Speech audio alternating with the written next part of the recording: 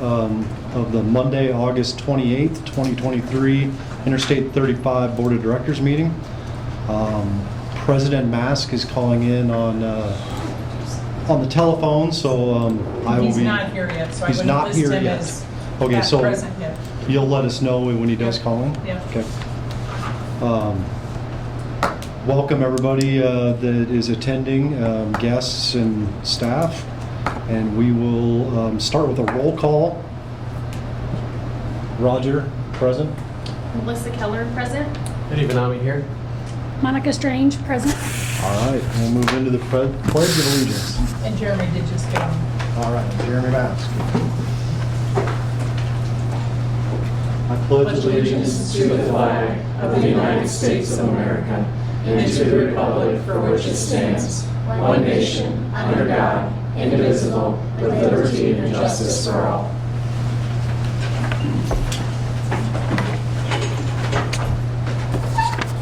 All right, I will review the I-35 mission statement and district priorities.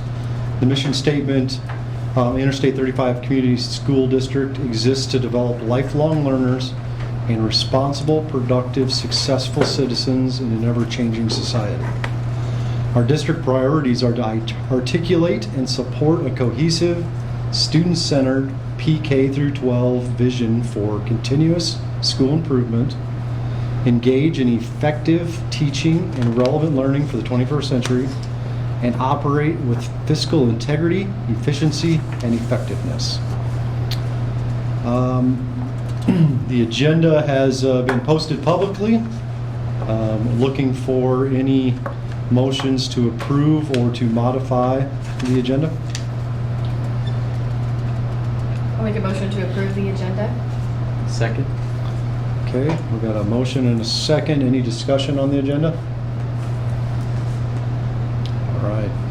All those in favor to approve the agenda, say aye. Aye. Aye. Opposed? Agenda's approved. We'll move into the open forum. Open forum residents, students, parents, guardians, and staff members of the district may address the board about relevant topics. Those who wish to speak must sign up at the beginning of the meeting. Speakers' participation is limited to 5 minutes per meeting. We ask speakers to remember the Iowa law prohibits the board from discussing specific employees or students or their performance. And we had one sign up today, and that is Rich Buckland. Where would you like? Wherever you want to, wherever you can stand up wherever you want to. All right. How's that sound? About over there. This work. Okay. Ready? Yep, go All ahead. right. Good evening. It's unfortunate I have to be here again, but this board has lost its way. It's lost its way. And it's a damn shame. I have numerous questions, but I would like you to entertain these three. Why Sharon not on administrative leave pending this lawsuit? Why did my kids miss half a week of school? Because we don't have air conditioning. It's not installed. And why did you implement the failure known as standard-based grading? Standard-based grading, as we've spoke to previously, it's the dumbing down of our kids for the benefit of a corrupt administration who can't meet goals on their own. Only in this new world would we sacrifice our kids to make admin look better. It leaves our kids woefully unprepared for the real world. While unworthy administrators get promotions and move on. You're hurting my kids by this. You're hurting my children, and it's evil.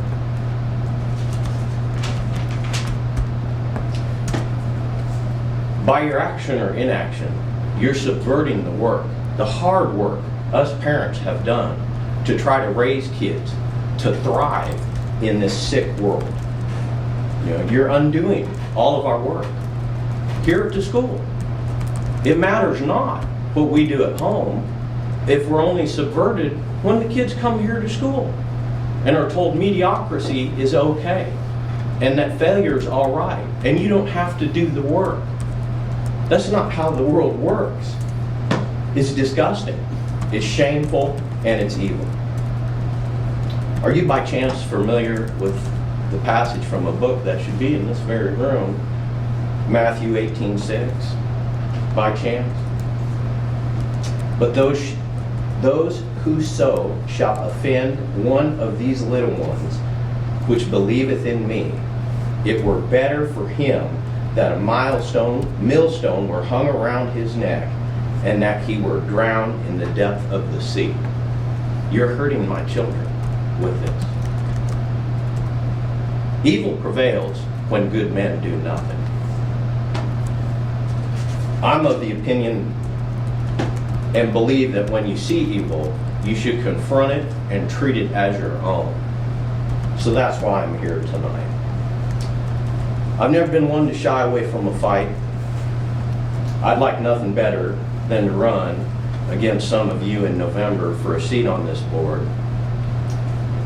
But I'm not what these kids need, and obviously neither are some of you.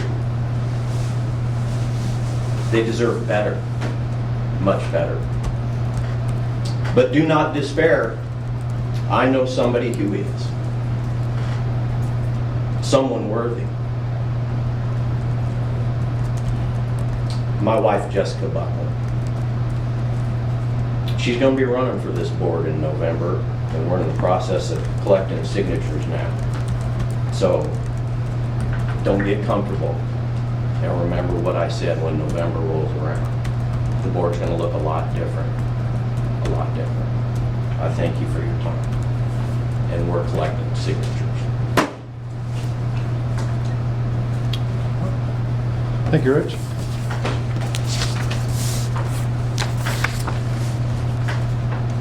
Now we'll move on to the student report, which I'm guessing Ross is very ready to proceed with.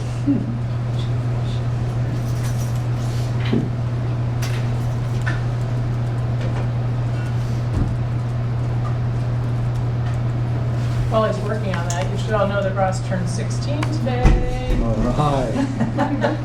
Congratulations. Yeah. Yeah, Mom brought treats, I think, so. Cupcakes for everyone. Oh, better yet, cookie. Good evening, everyone. My name is Josh Rossman. I would like to thank everyone for coming here tonight. I'd also like to thank the board for allowing me to do this. Currently, many of us are excited to see their friends / meet new friends and staff members. And a lot of us are excited about Labor Day weekend coming up, long weekend, where we can relax, hang out with family and friends. Everyone is gearing up for homecoming next week, September 5th through the 9th. It'll be a fun week with many dress-up days and so forth. As for sports, there's a football game past Friday against Pleasantville at home. The score was 7-31, however we lost. There's a junior varsity game tonight at 6 versus Ogden. This Friday, there will be a varsity game at 7 against Albia. Volleyball had a game Thursday at Pleasantville. They played very well and did a lot of learning along the way. There's also a junior varsity game tonight as well at 6 p.m. and tomorrow there will be another game at Earlham, and that starts at 5. Cross country has their first meet this week at West Central Valley. It starts at 4:30. When you have the opportunity, go out and support our athletes representing our school. Go Roadrunners! All right. Thanks, Ross. Anybody have questions on Ross's report? Thank right. you. Move right on to the administrative reports. Mrs. Woods. Might get blared out for this, but I did offer a field trip if anybody wants one on my board report. No, if you guys are up for it, maybe at the end, I don't know. We did have Mr. Mask ask if we could take a tour of the building, so I would anticipate September, October, we'll put that on the agenda, or We can do it in November, probably not a November meeting, but we can do it, because I think there's some things going on across the building, so. Yeah. If you don't want to go today, We can actually wait till schedule it. Jeremy's back. Yep. That'll be perfect. Yep. Okay. There's not a whole lot of going on, just trying to get in the swing of things. So I don't have a whole lot on there. Any questions or thoughts for anything on there or anything else? Math was a continuing theme throughout Mhm. kind of some of the reports. Yep. Just, any other things that you'd note that weren't on there? Just because I it's think, one of the yep, so focuses. on my end, kind of each PD opportunity is kind of a deep dive and best practice on a particular subject, and we wanted to hit math. We've hit math and writing before the school year began. And I think with math, it's just a matter of kind of honing in on what do we have for resources? What are their purposes? How do we take kids from where they're at and get where we're trying to go with the resources and the time and energy that we have, and really solidifying that, what that looks like for us. So, And then were there multiple passions, right? Like, oh yeah. yeah, okay. Yeah. So, like, what were the key topics? So, I haven't been able to review all of them yet. I've been kind of listening to the teachers all summer, and they all are like, well, I want to really work on this. Well, I want to really work on this. So I thought, okay, well, you can be the captain of that ship. And so I just made them little oars, like in a boat. And kindergarten team got lucky and drew making the boat. So they're going to make us a canoe. And then we're going to have teacher bobbleheads, and then they're going to have their oar, which is their passion project. I can't wait to see it. It's going to be epic. So, yeah. So I haven't been able to read all their oars because kindergarten has them because they're making our boat right now. But I've heard a lot of interest over the summer, so I'm sure that we've got a lot of strengths and passions we can put to work. Perfect. Can't wait. What's the top project that you're hoping to fund? Right now, we are zoning in on the T-shirts. Okay. And I think we need roughly, 4,500 is where we're kind of at right now. I think we have just over 900, maybe 950 or 940, somewhere on that. So I put in for the boosters, and then Miss Whitson is going to do some work on that because 5-8 is joining us in that, and so we'll keep trucking along and we'll find it somewhere. Always do. So yeah, but that's the one we're working on right now. I was just going to mention, I love the idea of posting the outdoor classroom on Facebook and then letting people contribute, donate. Yep. I know there were some business owners that were excited about that, so Yep. great call to do that, open it up to the public that Yep. way. Yep, and that was just crazy. Fully funded, fully put together. We don't have chickens currently, but they're on their way, so. She's really excited. I just said we have to have a backup plan in case. Yeah, I something said I'll gets just to the get chickens. all my chickens and bunnies will look exactly the same. We'll like get the breeds where they're all like just black. So if one chicken doesn't make it, we just put a different black one in. Yeah, fine. Backup plan. Anything else? Hard to flush a chicken, so. Well, you just sneak it out at night. You just sneak it out at night. Get to the market. Right. Those goldfish are easier to replace. Yes. All right, thank you guys. Thank you, Ms. Thank you. Woods. Mr. Weber, you're next. Sorry, Ms. Woodson. All right, mine is pretty straightforward, but I did tell you last month we were waiting for Ms. Whitson to come back so she could be here for questions too, but that the middle school eligibilities would be released. They will follow the idea for high school. It will allow any member of that team to call that meeting if a kid is continuing to struggle in a class, so we can set up a plan to get that kid to be successful. It actually puts a heavier lift on the administrators because if a kid is falling behind and goes multiple weeks and there aren't any phone calls from teachers, there's no meeting set, that's a really good conversation for a teacher and say, why wasn't that done? Because it's our responsibility. Even though we don't want the parents to be involved, we need to call that meeting and put a kid on an improvement plan. And if that means restricting activities, then that's the route that we would go. So though the only change in middle school not having the grade letter, we would use that 0, which would be a failing grade, to kind of mark that failing grade at the end of the semester. So if there's any questions, I know we talked about it more in depth last meeting, but are there questions on how that relates to middle school, 7th and 8th grade?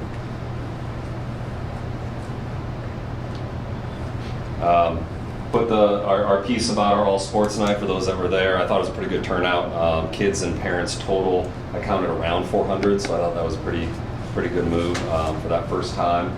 We're going to kind of talk about how we can expand it, how we can loop in activities and clubs, and how do we do that, or do we do 2 separate nights during the year? So we've already started talking about that for next year. The money, actually quite a bit of the money that we raised through the auction is all spent, but that's because our laundry room down in the activities wing there needed a upgrade.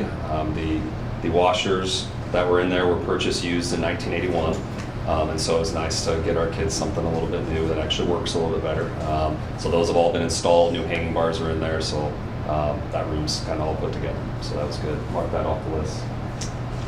And then the facility upgrades document is there for you to look at. I was asked, I think 3 meetings ago, to keep that up there and update it. So you'll see about 50% of the projects are already complete. Did talk with a board member today before the meeting about something to add to that, so I'll go in and do that tonight. And then just notes about homecoming coordination. I know that we have a middle school away game on that night. I tried in April and May to get that moved. It was just the one thing that week I couldn't get moved. We did move middle school volleyball and high school volleyball away from things going on that week, that night. But that one was just impossible to get off. So we are at Van Meter the night of coordination. And then homecoming game is obviously the next day. And then I highlighted the military night because it's going to be something I think a little more special than maybe before. I've been working with the Guard for the last 6 months to plan this, and we will have fireworks at the end of the national anthem going off from the youth fields. We're going to have a cannon down there that the Guard's going to send off with every score. They're going to have utility vehicles down here for kids to go through before the game and check out and get behind the wheel.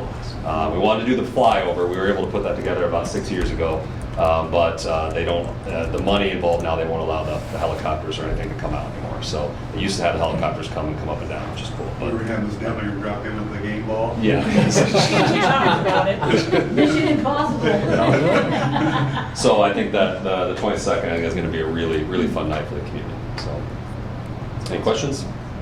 Did I see something on the military appreciation night to give names to you or to someone? Did I see that somewhere on social media? So, yeah, so I didn't send that out. It was in conversations with the boosters that we were talking about getting names. We're also going to look at how do we recognize them as they come in, free entry, if they're wearing the hat or the shirt, or at least identify that they are a veteran or currently serving. We'll do something to honor them by standing up or even coming out on the track. We're kind of in the midst of trying to figure all that out. So, yep.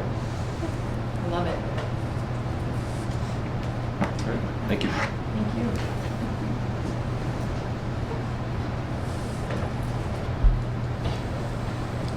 Ms. Whitson. I don't have anything hardly even as entertaining. A little bit to piggyback Mr. Weber, the students eligible, we want to make sure our students are eligible. And something that we put into the schedule in 7th and 8th grade this year is a first hour flexible hour where staff can support students in math, reading, social studies, science, any of those core content areas. Our students also go to band and choir, but the staff know that if a student needs support, then that's what we're going to do first, and then attend those other activities. But that's something that we put into place on purpose, thanks to the middle school teachers wanting to be able to help those students in their core classes. Otherwise, as you know, we're working with capturing kids' hearts, and the staff has been meeting a couple of times now. Thank goodness to Polly Bloom. She's taken the lead on that, and we're setting up social contracts this week, and then next week we'll be doing a lesson, about one a week, depending on the time, with all 8 students. So I just highlighted, something that they'll be doing. Each lesson would be Excel and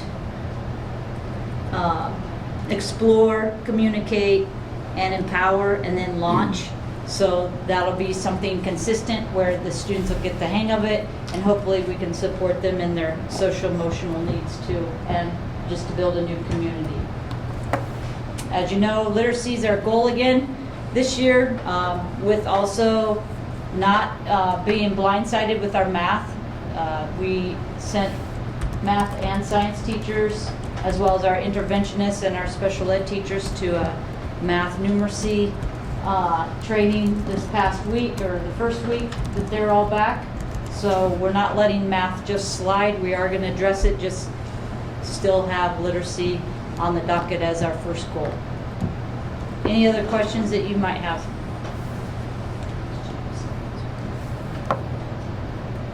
Just to comment, the AR program is. Yes. I'm glad to see that. Yes, back. and we're Fantastic. going a little higher with that too. Good.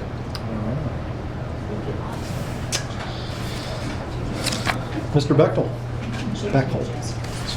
Sorry, I keep trying to put a T in there. I'm sorry. What's that? I keep trying to put a T in your name. I apologize. Oh, that's all right. I've been called worse. I'm sure. I'm sure. So my report is basically just about Roadrunner Pride. These first couple weeks back, we've really been focusing on establishing our Tier 1 behavior expectations, core values, what we expect to see in the halls, how we treat each other, those kind of things. So we're leaning on Roadrunner Pride, positivity, respect, integrity, dependability, and effort. So we've hosted several meetings, whether it be an informational meeting with parents or class meetings with the students. And in each one of those, we did an activity where it was called Pull Everywhere, where people could like text in the words that represented Roadrunner Pride to them. So you kind of see those different Pull Everywhere. It's like a wordle that it makes. So the more the word shows up, the bigger the word gets. And some of them are kind of funny. Like you look at the juniors, they love trucks. I don't know why, but trucks is their thing. That's the biggest word on there. But the cool thing is you can really pick out some of the words like community, responsibility, teamwork. You know, there's just some great words that show up there.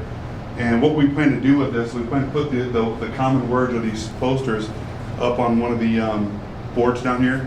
And we're going to use that to recognize students that are on the road to success, so to say. So people that are doing well.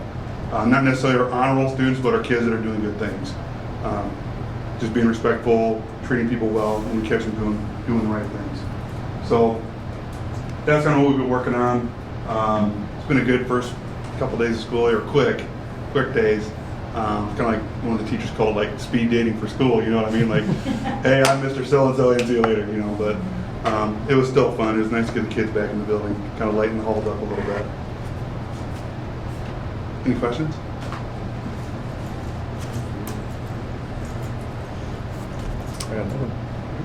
Thank you. Thank you. Mrs. Dillon, superintendent report. Yeah, so year got started since the last time we met. We've had teachers in. Our new teachers were here for 3 days of training prior to all the staff coming back, and I think that was well received. We every year ask for feedback about how the training goes, and so they wanted it so that it wasn't everything all at once. So it was trying to find a little bit more balance and giving them information. So we revamped our mentoring program as well, so that we can spread some of that knowledge out throughout the year instead of having it be in those first 3 days. And then all staff was back the following week. We had both Union State Bank and City State Bank here, which we're very appreciative. Every year they sponsor a breakfast for our staff, so that was fun to see them again and just have the energy back in the building. We were touch and go on that Monday with the fire panel, if it was going to be done or not, but they were here, I think, late into the night for several nights in a row, and our fire panel is updated. So now in every part of the building, it'll actually tell you, it'll be a voice activated telling you what the alarm is and where you need to, you know, if you need to leave or if you need to shelter in place or whatever the command is. And it'll also tell us exactly where the alarm is, so we can go and hopefully diffuse any of those, I would say, false alarms. You know, if dust gets in there, it can trigger it, so it'll take us right to it, and it won't necessarily be an evacuation of 20 or 30 minutes, but maybe of just a minute or two. So we're excited about that being done. We did have, Mr. Weber and I did go to a mediation conference meeting last week, today's Monday, with the WCAC. Grandview Christian had petitioned to be in our conference in 2020, and at that time we had 12 members in our conference, and so we just, you know, we didn't want to have an odd number, and so we just informally told them we were not in favor of it at that time. Since then, I think they've applied to 3 other conferences and have not been accepted to any conferences. So the process that works is Tom Keating and Jean Berger, who are in charge of the 2 athletic unions, the girls and the boys, they can make a recommendation. And the recommendation goes to the Director of Education in the state of Iowa, and then she can either, Mackenzie Snow is her name now, she can either agree with the recommendation or decide whatever she wants to do, right? So we had, I think, every conference school represented. We're a little different this year as we are now at 11 schools because Woodward Academy left. And so we had Pella Christian apply for membership last year in the fall, I want to say. And it started the conversation of what do we want to be as a conference. We have some schools that are growing exponentially. Woodward, for example, will probably be moving up to a 3A.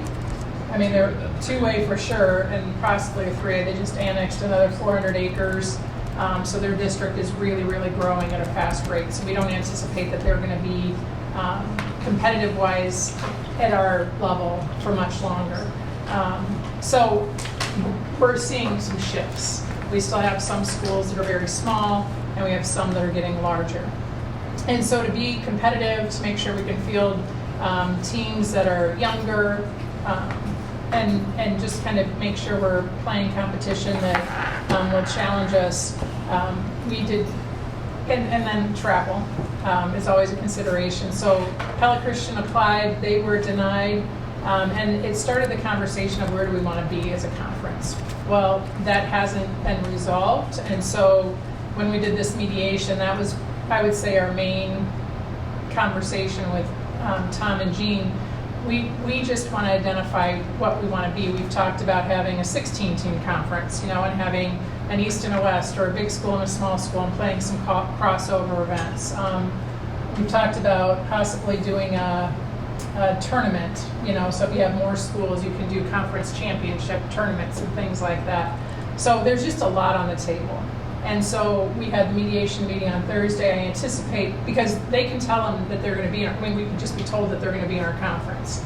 And so we have to go in and talk about what we think should happen, and then they make a decision, and then if they're in our conference, they're in our conference. So I would imagine we'll have a ruling on that in the next 2 weeks.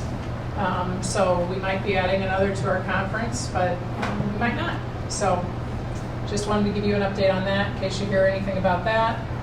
We do have the Foundation for the Future. We have a CMA interview meeting process for Wednesday night. So the Facilities Committee, I think, is pretty excited about that. Talking with the groups that might potentially work on that project with us.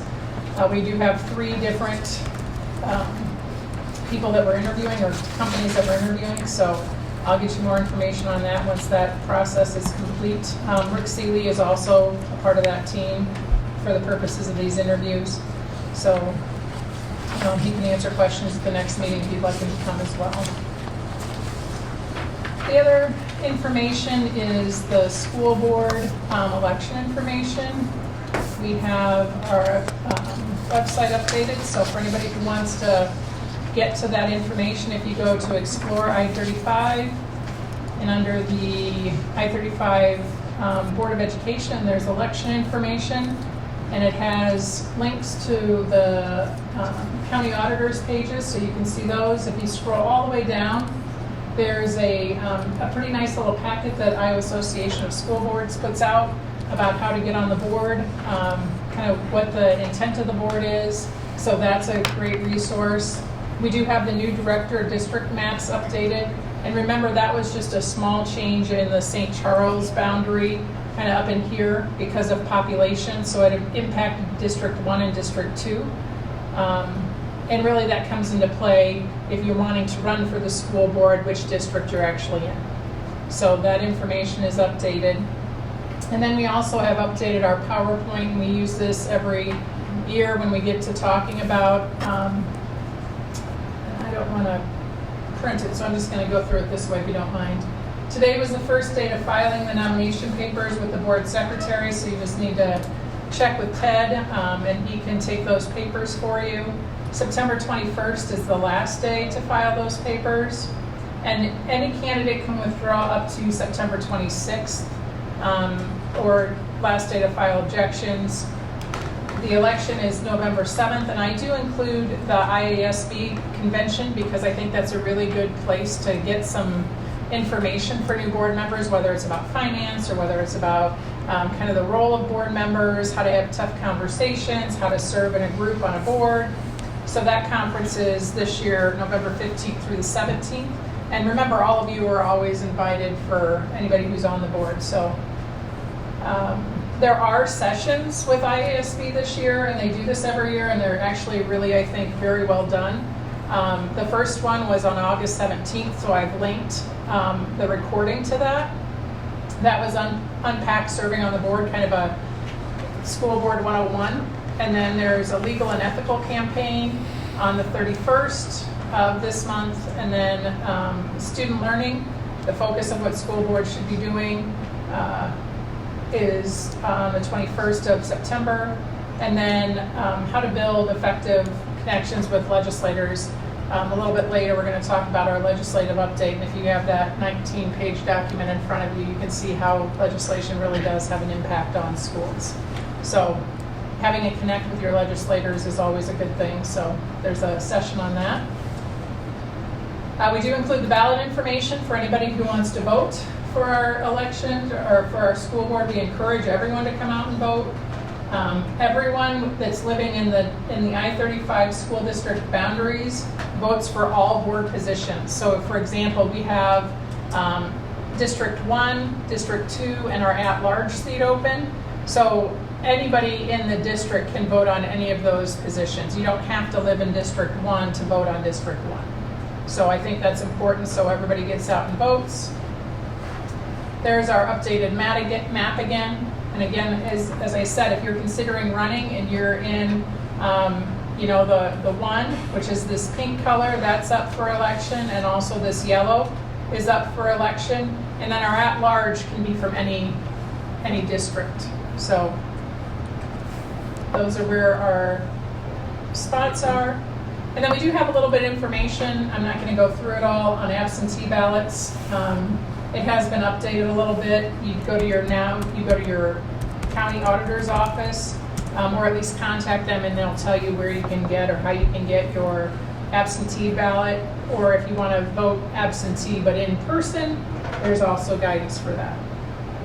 So if there are any questions about this, if you're considering running for the school board, I would encourage you to talk to any member of the school board that's currently on it, or I would say you can call myself, you can call Mr. Bauer, and we can give you any information or maybe put you in contact if you have questions that we don't have answers to. So that is also available on the website right here under informational PowerPoint. So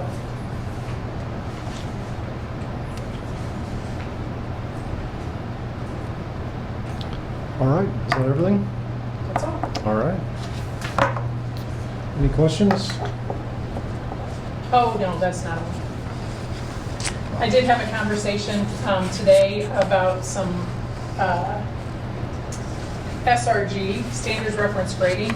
We are getting ready to send out information again, just a reminder to parents of what that is and what that looks like.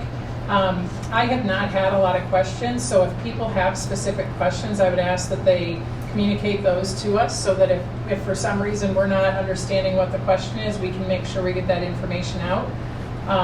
So anybody that has questions after we send out the flyer, I really would appreciate just what are your specific concerns. Encourage them to come in so we can talk through what those are and what they can look like under standards reference grading. I've had conversations just from my experience as a teacher.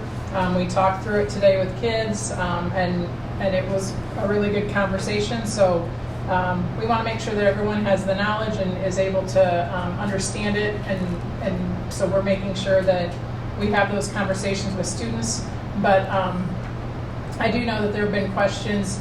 in general, or statements in general, and I want to encourage people to let us know what those specific concerns are, so that we can make sure that we have at least considered them, and we can talk about what the philosophy is behind it, so. Is that it? Yes, now I'm done. Okay. All right, we will move on to the consent items. I will go ahead and read through those, and then we can have some discussion if there's anything in here, and then any motions. So first thing is just past meeting minutes, which you should all have a copy of. Monthly bills and financial statements, which are also part of our board packets. Open enrollment.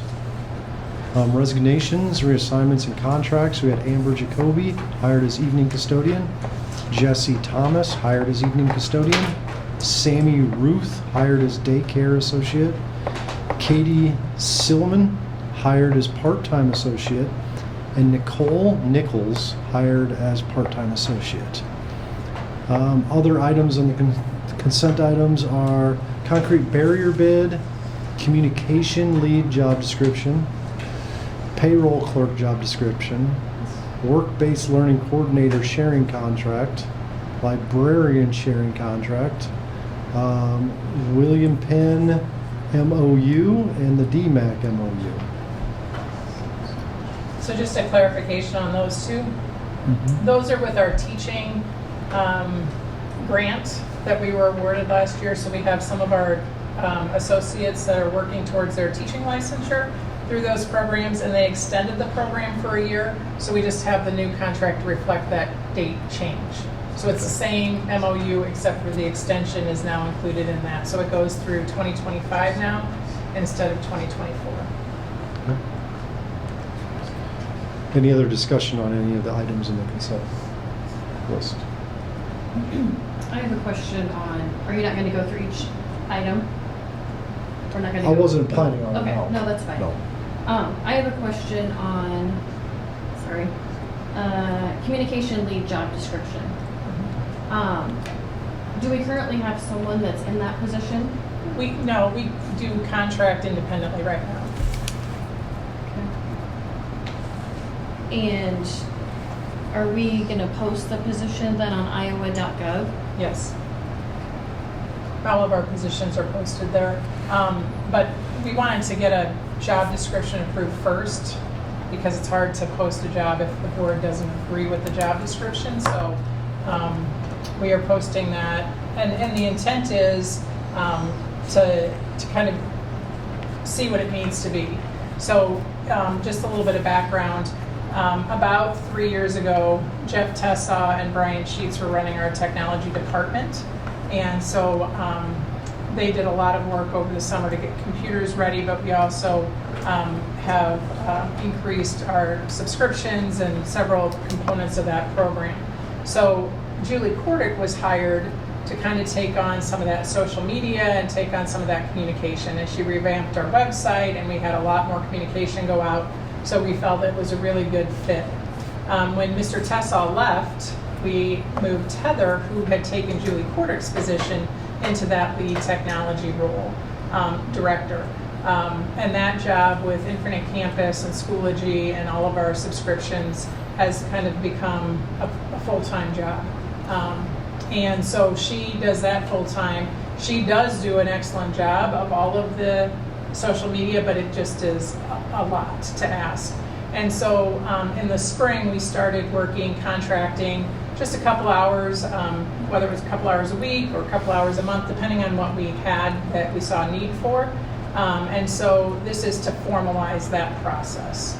And I would say it's one of those things that when I talked with the other conference schools, there's one other school that does use a company to do that, called Gallagher Group, which is probably the best known for schools in Iowa. And to do all of the services, which are the things that we've kind of listed in our job description, it's about $2,500 a month. We wouldn't use all of those services, but we could possibly use several of them for different purposes. So the intent is, can we get somebody that maybe wants to do that part-time, that can be more consistent and actually know our community a little bit better. And so that's kind of the intent behind that position.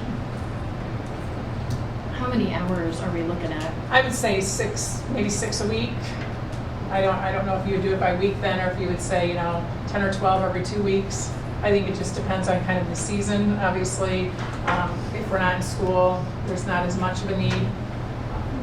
If we have a crisis, then obviously there's more.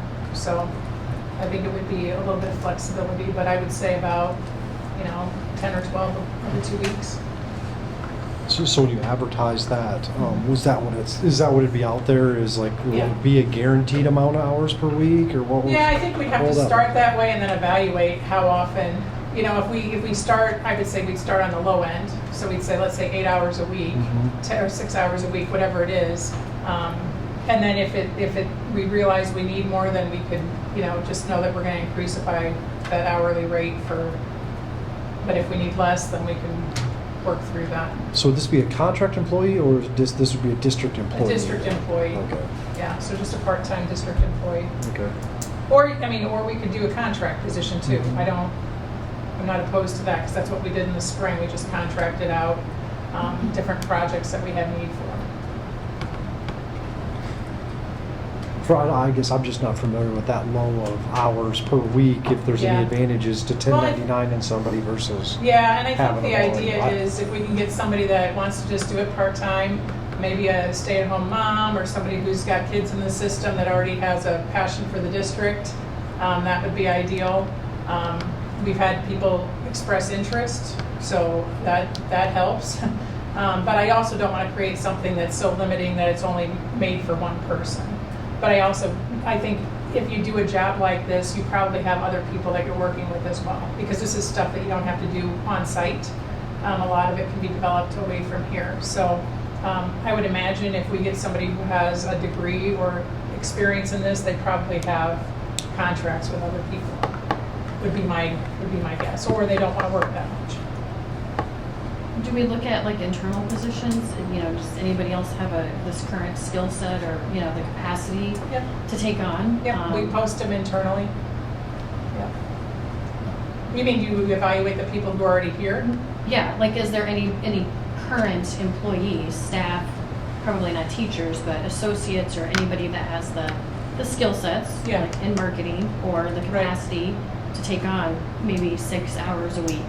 Yeah, Just that's something that we would definitely consider, because we've done that with several positions. If we have a bus driver that wants to work in the kitchen, we work that out. Yeah. So the same thing could happen with this. If we have somebody who says, oh, this is a passion of mine, or this is an interest of mine, and they have a position, then we can see if that can be somehow combined Yeah.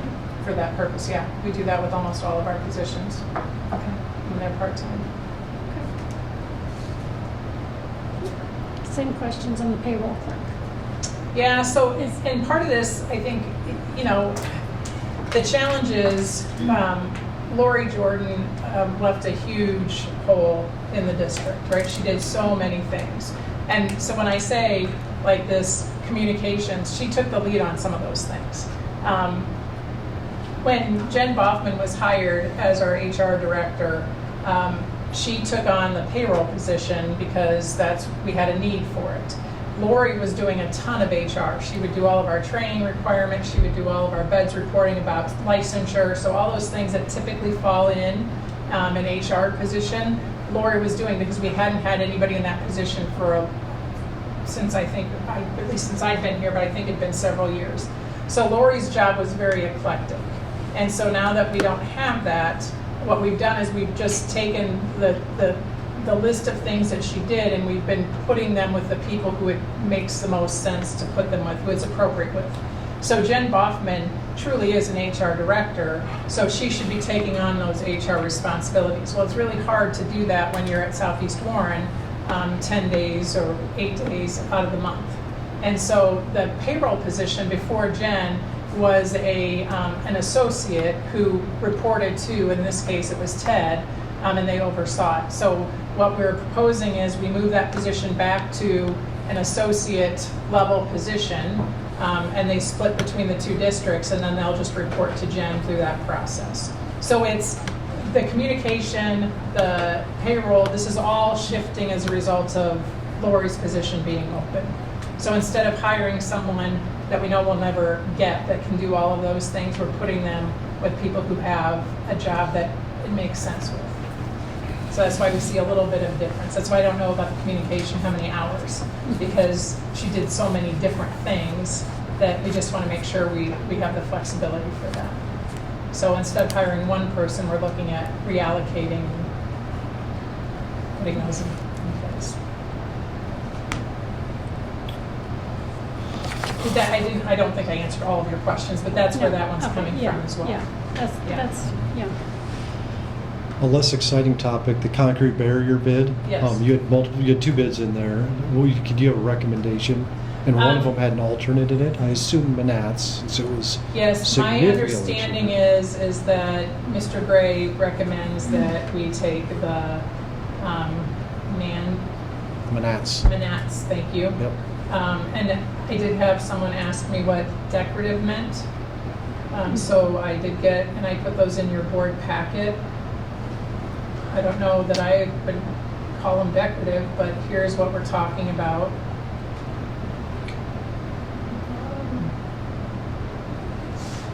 Not sure why it's not in margin. There it goes. So this is, if you think of the parking lot, the student parking lot, it's where we took that old iron gate fence that was falling and out in some spots. We took that out. And so this will be in that spot. So it blocks off the driveway that goes north and south from the parking lot where kids park east and west. So that's where we're putting it's a them. safety, it's a big safety issue. It's safety, right? yes, very much so. Kids funneling Yes. all over. Yep. This way you can divert them out Right. through. So these are the decorative that they're recommending. So the recommendation for the consent items is the Manats quote for Yes. the decorative. Yes, I thought you had that barriers. on there, I apologize. I didn't see it, but I might have missed Yep, something. That's what he is recommending. Okay. Sharon, I'm sorry, was that the Manats? Yes. Yes, That's the recommendation. yes. Any other questions or discussion on the consent items? Be open to any motions on the consent items?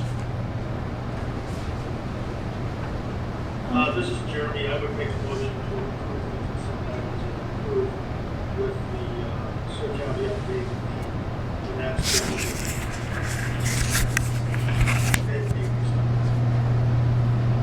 Did you hear that? I did hear that. Or didn't? I did. Oh. Yes. You didn't? Ted? I heard a motion to approve the consent items with the Manats bid for the concrete barrier on the decorative blocks. So that's the motion on the That's what I table. heard too. I'd second that. Okay, got a motion and a second. All those in favor, say aye. Aye. Opposed? Aye. Opposed? Consent item is approved. All right, moving into items for discussion, air conditioning project update for discussion only. So we have worked with our engineers are back. We had one that actually moved companies and the other one was on maternity leave, so they're back and we worked with them. We do have our bids ready to go out for the first phase of that. And so I just put the schematic on here of what those places are that we're talking about. One of the things that I think it's important to note is that there needs to be some electrical updates to our system, which we found with our fire panel, work as well. So that is at the beginning of either the middle school air conditioning project or the high school air conditioning project. So there might be some added cost for that electrical component that needs to be updated. So I put the schematics in there. We are working on getting this out to bid so that we have those bids at the next meeting in September. So the intent is to give the contractor until next May to get those things done. So they can come in over Christmas break, over spring break, And when we've heard that that allows for maybe a few more people to bid because it gives them flexibility based on when it works into their schedule. And they can plan ahead of time for it. So we're hopeful that we get maybe a few extra bids using that process. And we're not using ESSER money for this, correct? No. So that is not going to be federally funded? Correct. Okay.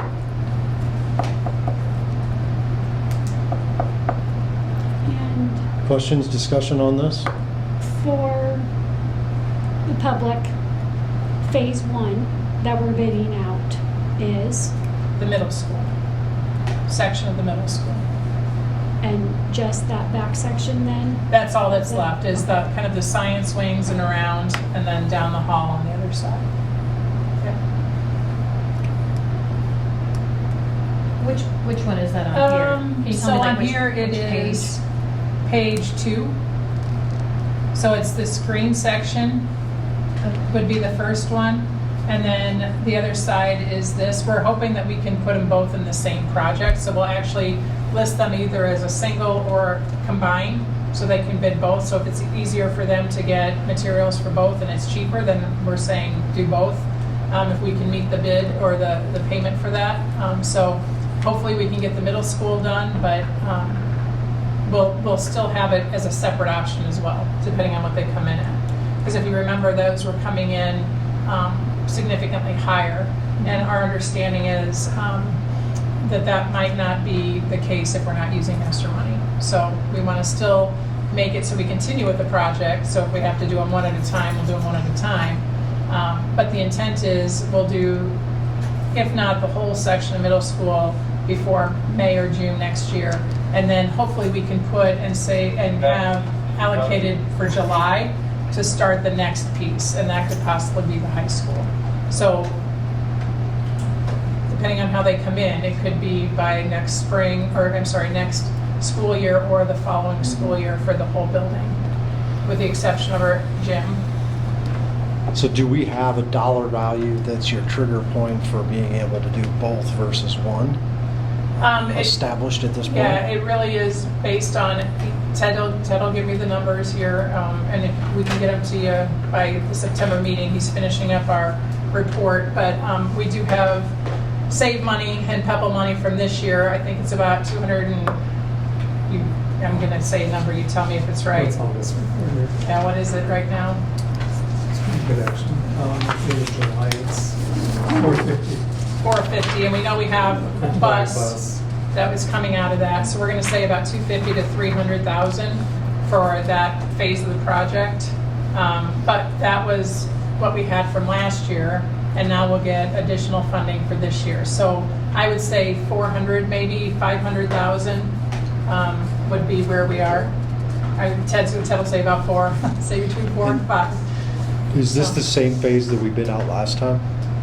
Yes, we did it in 2 separate bids, one for the middle school. We've actually broken it now into 4, but we're going to put both bids out for the middle school at the same time. So if they can give us a better rate combining them, ideally that's what we'd like to do. But if it's still really high because of costs, then we'll do one and then the other and just continue on that route.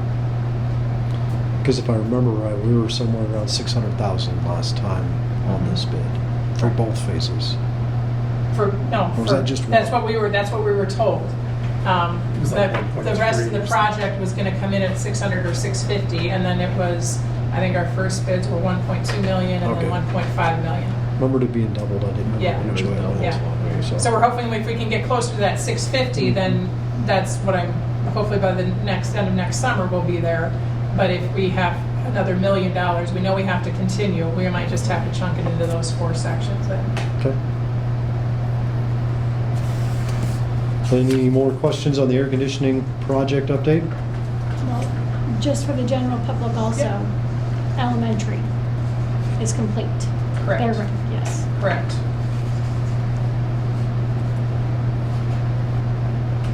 And just to clarify, because I think this sometimes is confusing, we're using the mini split systems because it's controlled in the classrooms, and so it's not the hallways, right? It's the classroom spaces where kids are 98% of the day.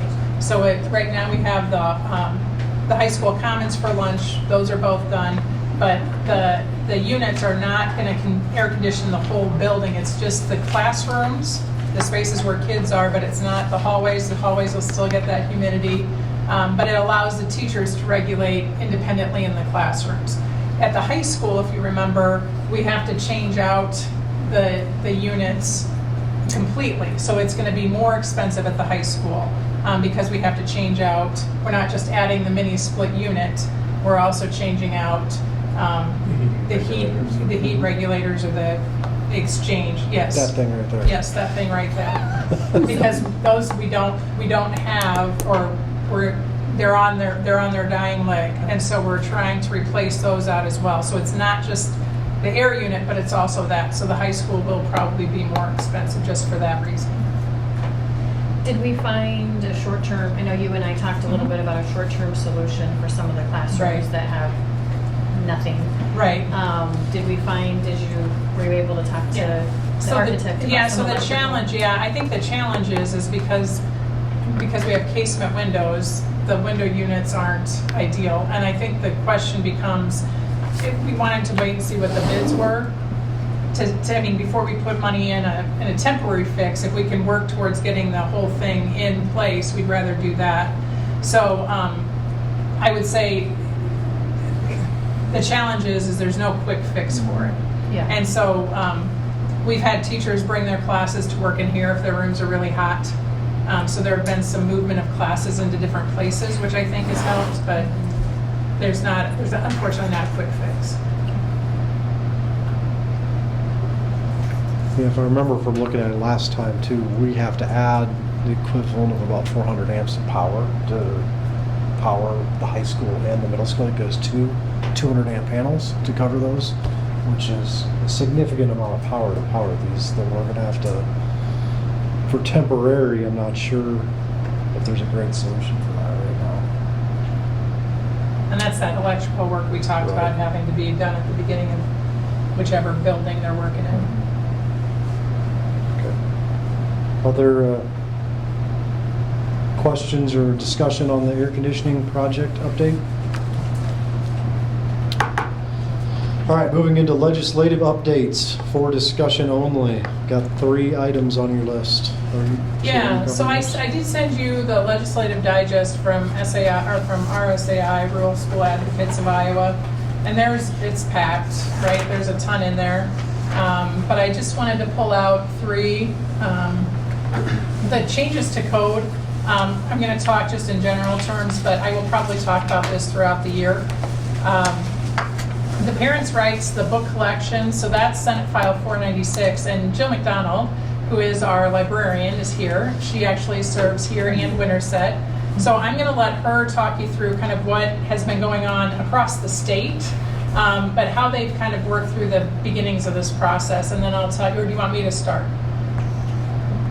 Whatever's easiest. Okay. So the challenge we have with Senate File 496, so if you are looking at your packet, this is all the way in the back.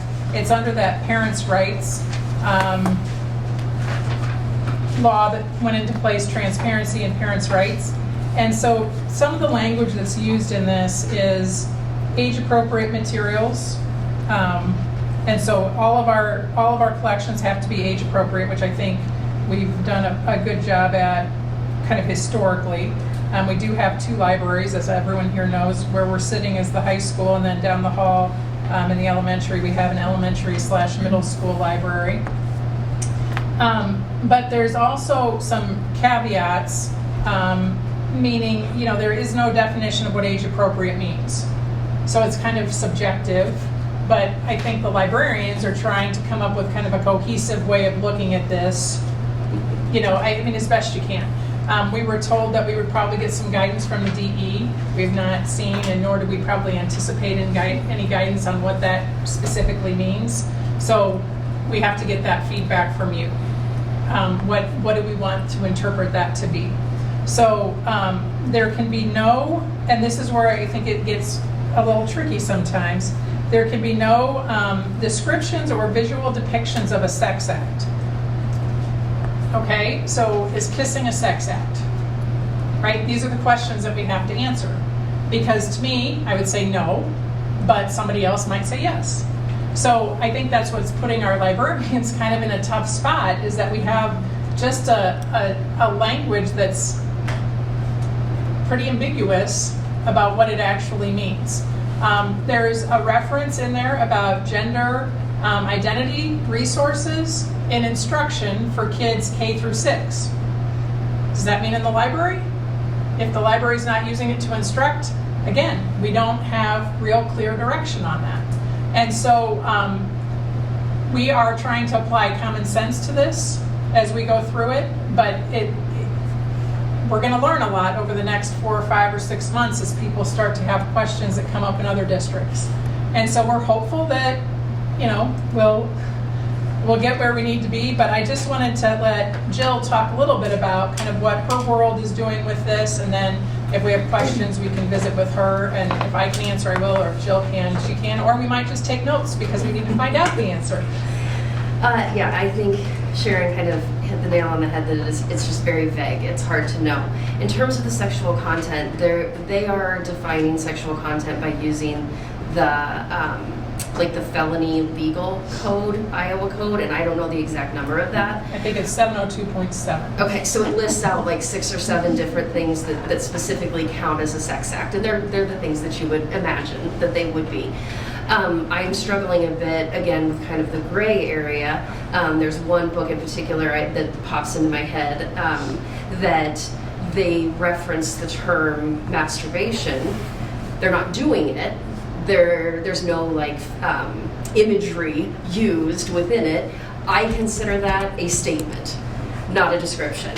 My superintendent disagreed with that, and so we ended up having to pull the book. So I think that's where it would be really helpful if, like as a board, you guys could come to some kind of a consensus as to what. Some of them are pretty clear. I have a list that I've started. There are some that I know are going to have to be pulled just from research that I've done or that I've read the books myself.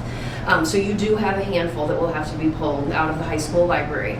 But again, that gray area of, and I mean, in theory, actually, if you look at the law, masturbation doesn't count as a sex act. It only counts if you're doing it at the behest of someone else. But again, that's a fine line that a parent who's questioning this book isn't going to say, oh, well, yeah, I guess you're right on that. So, you know, we're going to have to kind of figure out, like, where are we going to draw that line? What kinds of things definitely have to go? What's your interpretation of this law? And I think from the kind of the feedback that I'm getting from different library organizations, from other librarians around the state, I think everybody's kind of in a different place. In Winterset, Justin has been really gung-ho on this. We've already pulled over 80 books from our libraries. There are other ones that I'm hearing they're not doing anything yet. They're waiting to see if we get any guidance from the state. They're waiting to see if there's some sort of a list. They're going to put together a committee to review any of the books before anything is pulled. Most of what has been taken out of Winterset, I did the research on myself. Like I said, there have been a couple that they've decided beyond that need to come out. The transgender issue, the gender identity that Sharon referenced, that is still a question. And again, different districts are interpreting that in different ways.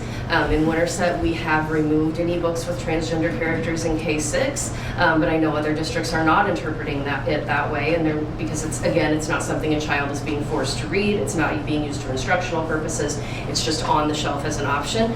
So that's a decision that you would probably need to make as well. How are you choosing to interpret that? The age appropriate, again, very vague. My interpretation of the law is that it really only relates to the sexual content aspect of things. I think whether it was left vague on purpose so that then later on the legislature could start bringing in things like language, violence, drug use, those sorts of things, I don't really know. I feel like that's not explicitly stated in the law, so I would hesitate to start pulling a lot of books based on that sort of content. But again, that may be something that comes up with community members if they're questioning things. So there may need to be some conversation about how we're interpreting that part of the age appropriateness of it. So I mean, I think it's just a lot of you as a district and as a board have to start making some of these decisions on how you are planning to interpret this, so that I can kind of follow through and do what needs to be done on my end, because it's very vague. It definitely depends on how conservatively or liberally you want to interpret the language within the law.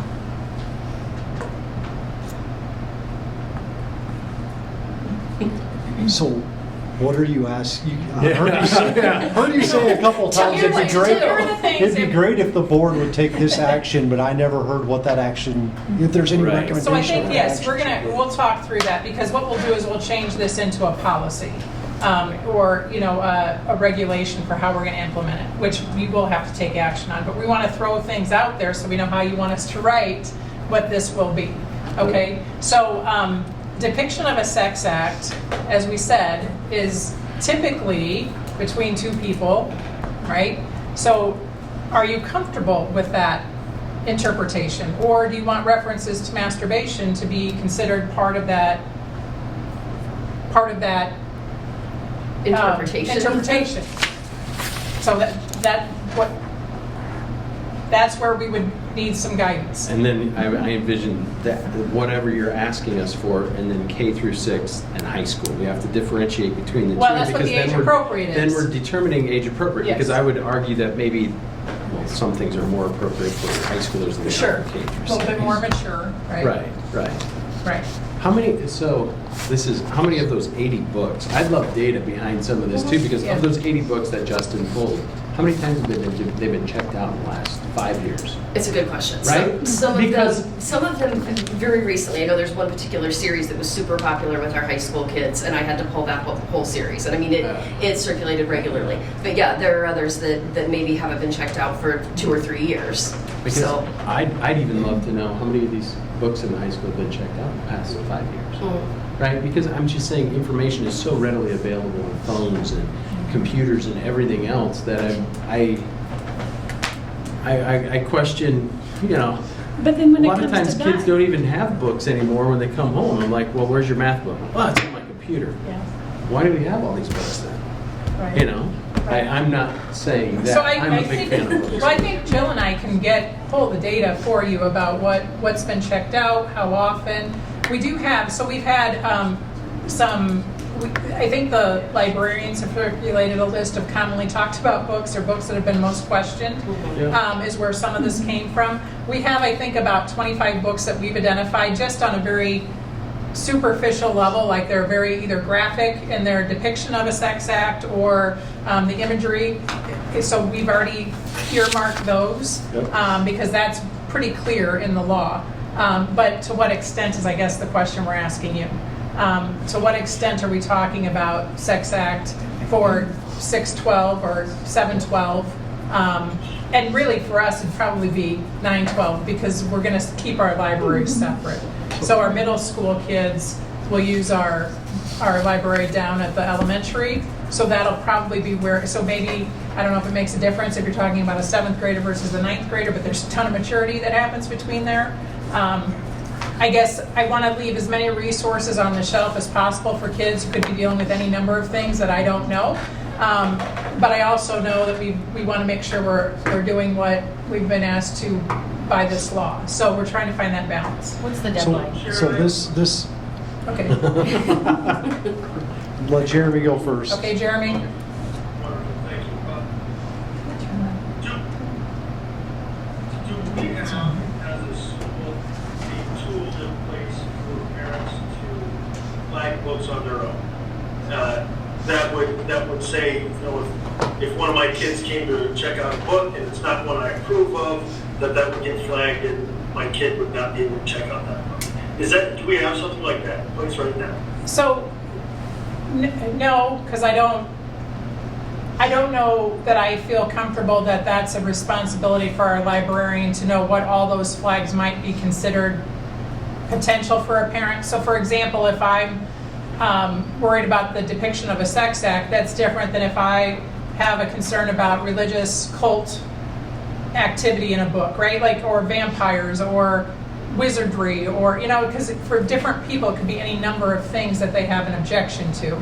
So what we did last year is we had parents, if they wanted to get an idea of what their kids were reading, they could sign up, and if their child came to check a book out, we would send them the title, and then once the parent sent back, yeah, it's fine for my student to read that, then the child would get the book to read. So we kind of worked, because this was a concern even last year, if Is you guys that remember. still in place as of this year? My understanding is it's still in place. Is that, you might not know. I And I do don't know not. where our librarians is. My understanding it is, yes, it was on It was a question on the registration. registration. Yes. Okay. So it is still in place. So if you are a parent in our district and you sign up for this notification, if I come in to check out a book and you want to see it, you'll get an automatic email that says, Sharon would like to check out X book, or do you approve? And then you have to respond before we will check it out to the student. So that is in place. There's also a response to that, Jeremy, but not directly. We still have the reconsideration for any book. That process is still on board policy. We've actually had patrons use that. It's reconsideration committee. And every district, I assume every district has one. Every district I've been in has had one. And that's if you think that the content of a book is questionable, or there's a reason why you think it should be removed, you can bring it to the committee. Typically how that process works is you would meet with Ms. McDonald, our librarian, and have the conversation, and then she would make a value judgment based on that. And if she agreed to keep it on the shelf and you still didn't agree, then it can go to a committee that would make that decision. And that's made up of, I think, 8 different community members, I think 1 or 2 staff members, a student. So that process is still in place as well. That's actually a change you're going to have to make, Sharon. It is now illegal for high school students to serve on that committee. Okay. So that part will, I just noted when I read through that today. Because that's in our policy, so we'll have to change our policy on Yeah. that. Mhm. Okay, thank you. Then, I guess as a thought, so in some way, we do have a system set up for parents to be able to monitor or control what their kids are checking out. Correct. If parents signed up for it, yes. If they signed up for it. Correct. The other question would be, what is done with the books once they're removed? Are we storing them? Are we, Jill, what are you doing with the books when we remove them from the shelf? They are in boxes, and they have been removed from the library and put in a locked room, so students have no access to them. Did you hear that, Jeremy? I did, and I just want to say thank you for talking us through this, because I did have about 8 questions, and they were all answered except for those 2. So I appreciate it. Thank you very much. What's the deadline? We have to have, I would say, all of our sweep done and removed by January of 24, so this next January. We've started the process already, though. I think what the challenge is that this also applies to classroom libraries, and sometimes those classroom libraries are inherited, and so we have teachers who have classroom libraries who might not know what's on the shelf.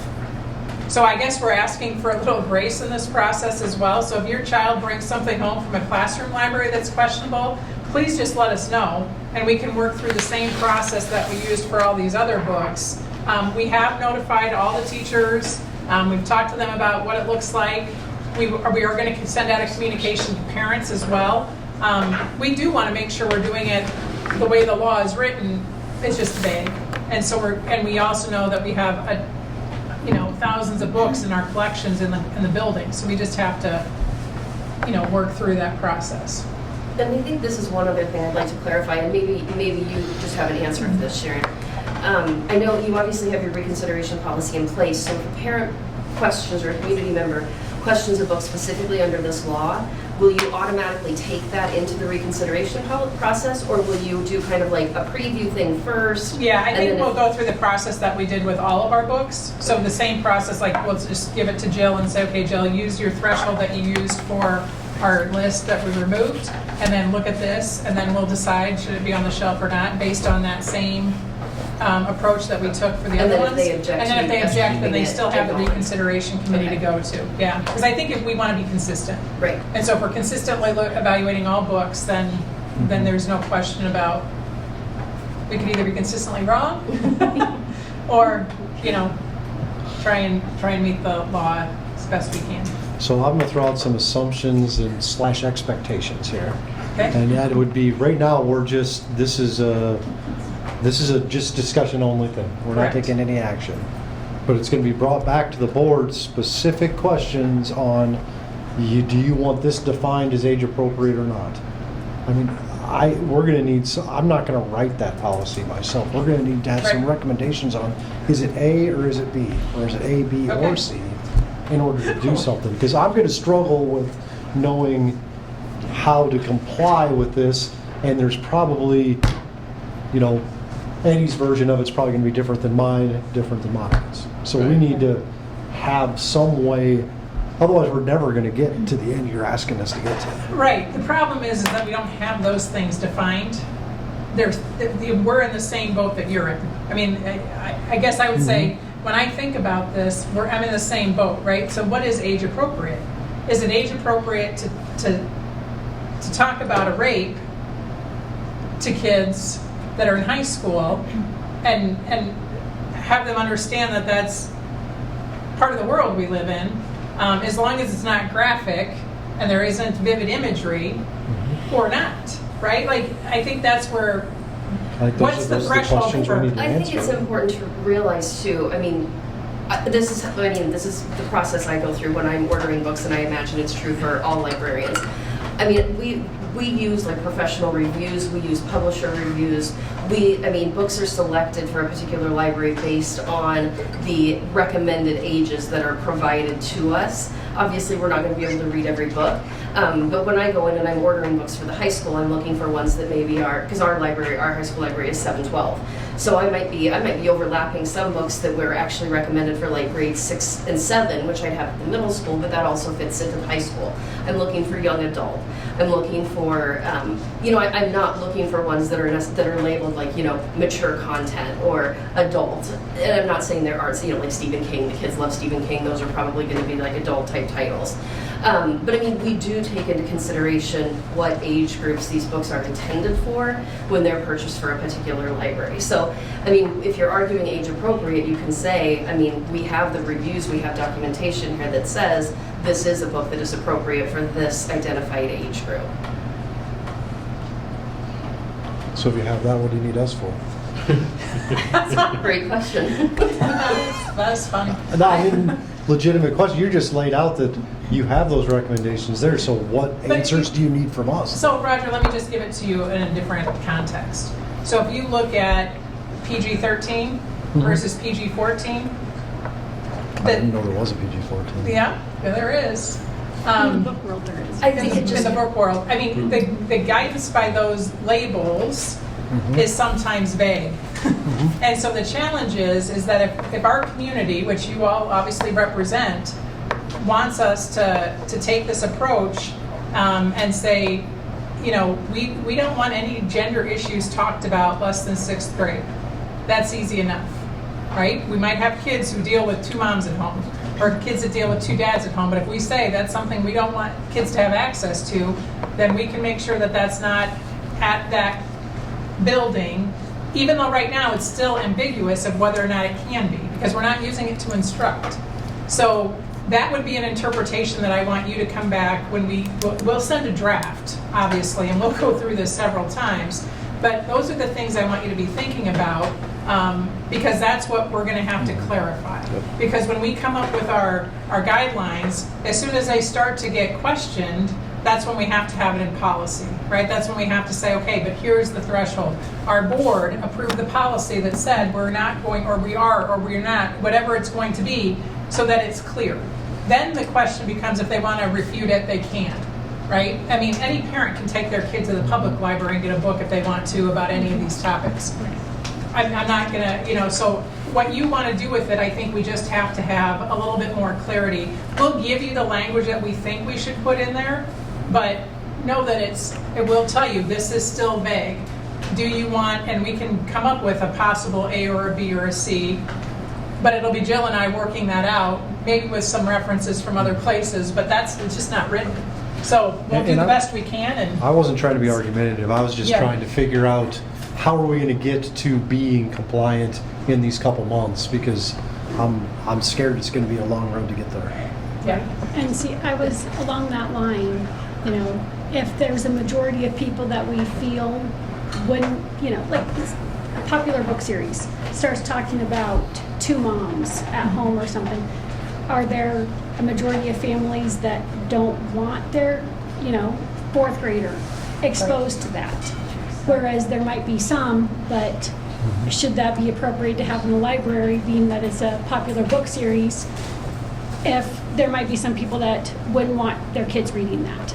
I think part of that's where the parent, Yes. being able Right. to contact the Right. parent on what, Mhm. I mean, the parents still have that control. Right. If they want it. So I would love to know, again, data to say how many books have been checked out in the elementary and at here. Yep. Because if it's only 200 a year, 300 a year, send a message every time the kid wants to check out a book to the parent, especially if we have an automated system that does that. Right. Leverage the technology and put it all in the parents' hands. I don't have to interpret what you want as yours or you want as yours. Let them all. It might be more restrictive to kids, but then it puts the parents right in the front, right? And if your kid doesn't check out any books, it's probably because you're not responding to emails, you know. And so we're thinking if we provide our interpretation, we're going down a slippery slope because everybody's is different. And so I don't want to make it too. If this was the private world, we would just get legislation, or we just have legal wars and we'd fight it out, right? But in this case, that's where I'm leaning towards, is just push the responsibility onto the parents. Right? That's who wants it. Without So, I will say doing that for along those lines, every Hold on a second, Jeremy. Yep. I will say doing that for every student, I think particularly in the elementary and middle school, is going to be extremely time prohibitive, especially Right, because okay. Nicole has scheduled classes that are coming in. Yeah. And I believe maybe 5th and 6th or 6th and 7th got added to her schedule this year. And I'm also just thinking in terms of storage space, if she has to hold on to 200 books a day, waiting Right. for I just parents don't know to the respond back. volumes that we go through every week And I would or say, month. from what I have seen at the high school, it would not be that, probably not be that big of a deal. I don't Right, think there's a right. ton of turnover. I could see that the elementary and middle school being considerably more challenging to implement something like that. So that's why I think we can decide as a group, do we want to have gender identity topics in K through 6? Even though it's ambiguous, as a community, what do you think? Then we can write it that way, and then we just know to take those off the shelf regardless. That we know we're taking off the vivid imagery and the explicit details about sex acts, K-12. Those are already coming off the shelf. But I know that we're going to have questions. I know that people are going to not agree with some of it. So we just need to make sure that it's spelled out what it is we are doing. And it could just be those two things, right? We can say no K-12 vivid imagery of sex acts, and we define sex acts according to 702.7. But it will allow for things like kissing. It will, like some of those, because that's not necessarily a sex act. But there have been questions about that. And we could say we're gonna keep our gender topics in the library K-6, and because we're not using it for instruction, or we could say we're going to take them out. I think those are the kind of guidelines we want from you, so that as we write the policy, it's not prohibitive for people who need the books if we can keep them in, but it also is meeting the guidance that we're asking. If a child comes to the librarian with a sensitive topic, that maybe that there's no book in the library to address, can we would we have a conversation with their parent, or, I'm trying to think if we go too far and take away too many books and the kid wants to know about something. Right. And I think that's the edge we're walking. Yeah. Yeah.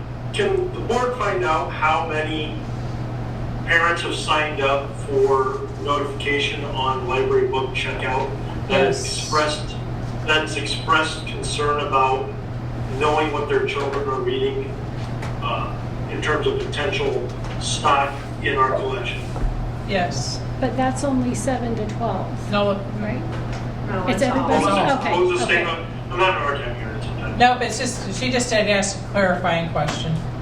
Yeah. So I would reiterate too on her line, in the elementary, middle school, grades pre-K through 6, we're probably, I don't know the exact number, but based on the amount of kids, we're checking out anywhere from 120 to 220 books daily. And I know when we first put that kind of parent option on Infant Campus last year, we had to call and make lots of clarification, because we had parents that, a lot of parents just clicked it because it was right there, like my kid can go on field trips. My kid needs censored books in life. It was just right there. And so a lot of people clicked it and didn't know what they clicked. And then we had kids not getting books for months. And so it was really actually kind of troubling to navigate that after the fact. We made a lot of phone calls just, are you aware that you click this and here's what happens? And a lot of people took that off right away. But on that pre-K through 6, we're checking out hundreds of books a day, just from the number of foot traffic we have going there daily. So I would just reiterate the That's good challenge news. there. Yeah, that's good news. I love to hear that. Yeah. This does not go into teacher libraries, correct? No, it does. Yeah, it does. Oh, it does? It does. It Yes, does? it Okay, does. okay, okay. And I had actually shared with Nicole a list of like some cataloging, like free cataloging apps that are available to teachers, which I don't know again how strict you guys are going to be. I know Mr. Gross wanted all of our teachers to catalog their own classroom libraries. So if a parent says, I want to know what you have in your classroom library, they would have that available to give them. So again, if that's a choice you guys make, there are some, they do have access to some of those sort of free things where they can just like scan the book with their phone rather than having to like actually type up a list by list. And I know Nicole has already sent me a couple titles that some teachers were questioning to see if they were ones that, we had concerns about and whatnot, so. I know a few years ago, there was I think it was a second grade classroom had some of the or third grade classroom had some of the Twilight books. And one of their daughters brought it home. Right. She's like, whoa, I don't want my third grader reading one That of the would Twilight probably books. not be considered age appropriate for third grade. Right. Yes. So questions I would have is just, is there a movie ratings type system for books? And you said there was. I know, I'm just trying to. I swear I asked that a year ago and I got laughed at. No, I don't know if there's NC-17 versus PG versus G. What we can do is just bring in kind of what the reviews, how they read the reviews, and you can see how they're how they're categorized. I think the challenge is that if you look it up, because I looked it up, if you look at what PG-13 is, or PG is versus PG-13, it goes from possible language, references to sexual content, to can include nudity, can include like sex acts being depicted, like, and it was between a 13 and a 14, right? Like it was staggering, but that's the age group that we're talking about. So they can watch it on TV. They just, but so that's what I'm trying to find, that balance for what it is, and there's just not a real clear direction. I agree. So we'll get you possible rating. I have how many parents have signed up for the library book checkout. Get you a copy of possible policy change it, or policy that can have kind of different language options that you can choose from or start to manipulate. How many books are checked out? We could probably even type in the ones that we're pulling to see how many of those have been checked out. I know that that's sometimes a question that people have. And then, is there a way that we can, have keywords, right? Could the board come up with a list of 42 keywords that if these books have them, they're at least put on the higher restricted list, right? I don't know if you can do a search. Like, I'd be shocked with today's technology that you couldn't just have a database. I know you can search by keywords, but I don't know if it searches the whole book or if it just searches the title. Yeah. I think it's just I'm the guessing title. probably the title, and maybe like within the MARC records, it usually Yeah. gives like a short description of the book and like provides like, they're not called but like hashtags, things that the books would be tagged by. But so unless it would show up in that, and that's kind of where I'm thinking with the rating system could be challenging as well, because unless you have actually read the book yourself, there could be things that don't show up in the reviews, or things that don't, that you're not going to know are in there. So I might rate it a G, and then I actually read the book and I'm like, oh, this should have been a PG-13.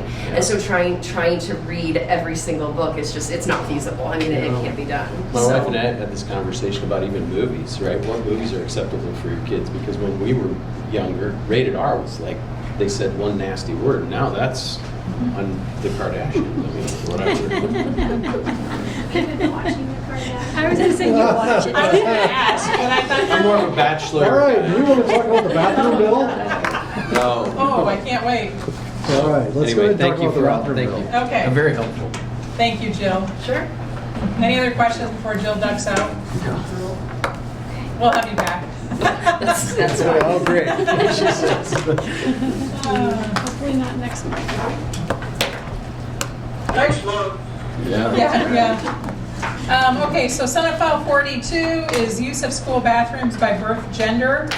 This defines any multiple occupancy restroom or changing area. So locker rooms, obviously, any restrooms that have multiple stalls that have been designated as either a girl or a boy, female, male, however you want to say it, and what that means. So you can use the restroom that you were born into, right? So even if you identify as male, if you on your birth certificate says you're female, then you use the female restroom, right? That's the And easiest way locker to room and explain everything it. else, right? Locker room, everything else. Now we do have, and the way that we work through this process, because we do have students that fall into this category. If it's a single stall, then it does, anybody can use it, right? So as long as there's nobody else changing, so sometimes our students choose to do that, and then it's not in violation of the law. So that's I think how the school district, when it first came out about 8 or 10 years ago, they just said there are going to be some bathrooms that we are not going to designate. They're just a single stall, they're a restroom, they can be a changing room if they need to be, and that fits the criteria of this. But if you're talking about the locker room, if you're talking about any multi-stalled restroom, it has to be your birth gender.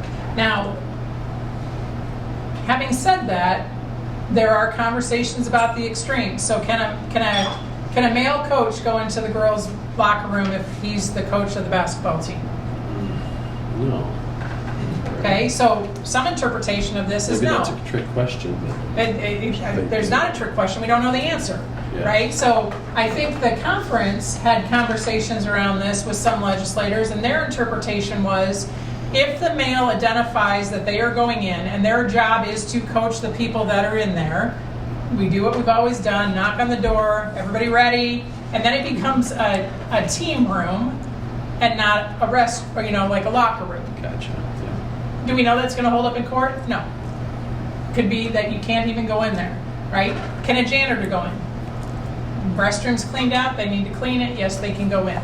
Can you go into the restroom if it's a storm, and you're male? Common sense says yes. You need to keep kids safe, you go wherever the safest place in the building, doesn't matter what the sign on the door says.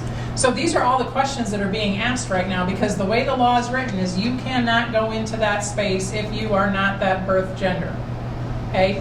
The exceptions are cleaning, or if a student can't take care of themselves. Right? So if we have a student that's a special needs student, can't take care of themselves, we can go with them to take care of those needs. But that's typically because of an IEP.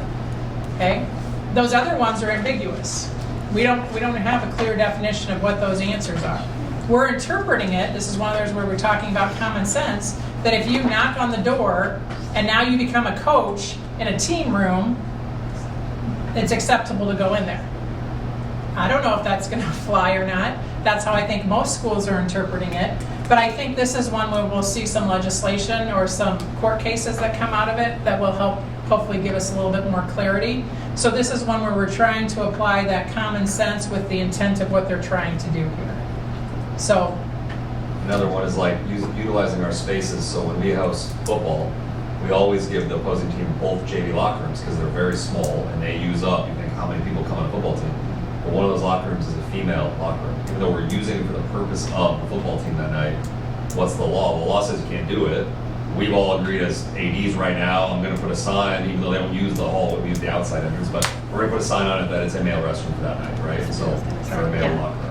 But that's how we're trying to use common sense to apply to what they're trying to do here. Yeah, and it might be whatever was done before with the coach going into the women's bathroom. You can't do that anymore. It's just, I totally agree with the bill. I don't think opening that can of worms and trying to justify what we used to do before is okay. I think I would err on the side of let's change the policy. Let's, there's. And I don't know that there was a policy. Well, not a policy, excuse me. I But throw that around flippantly. Yeah, I shouldn't do that. But yeah, if it's a bill, I think we just need to act like it's here and it's going to stay and not. There's no gray. So I'm glad that you said putting the sign up because, and if we get new locker rooms, like if we're gonna have more space with the Right. facility changes, I mean, how does that But it impact doesn't, some of but this? it doesn't change the fundamental question that I think we have. And the fundamental question is, we'll use Jeff Douglas, coaches girls basketball. Right now, he can't go in there to have a team meeting. So we have to find another space then. So maybe Well, that means we That's the change. easy side, right? Easy. Right. So like I can say, okay, so Douglas at halftime and before has to now go into a classroom, right? So then does that mean, but then now I have to relocate the opposing team too. And everyone now has to say, is that what we're doing as a conference? Because then we don't have those spaces there anymore. So now you're limited halftime that is set by the state. I have to bring them to classrooms here in the high school, which does cut into that very short time, or the pre-meet speech or that kind of stuff. You know? So, Not that we can't. right, it just makes it limited by the rules that were sanctioned on the other side. So, well, how much time you have. Yeah. So my question here, patrons that are at sporting events, you know, if the law says they're supposed to use the restroom that's assigned at birth, then if are there ramifications of that not happening? If there is a guy that looks like a guy but is actually assigned female at birth using the men's restroom, is there enforcement in that?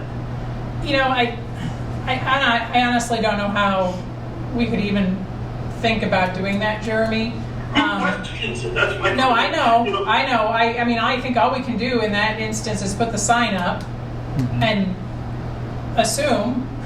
I don't know how else you do it. I honestly don't know how we would even think to undertake that. I think the intent of it is for school kids, right? The kids in our system, the kids in our school, I think is the intent.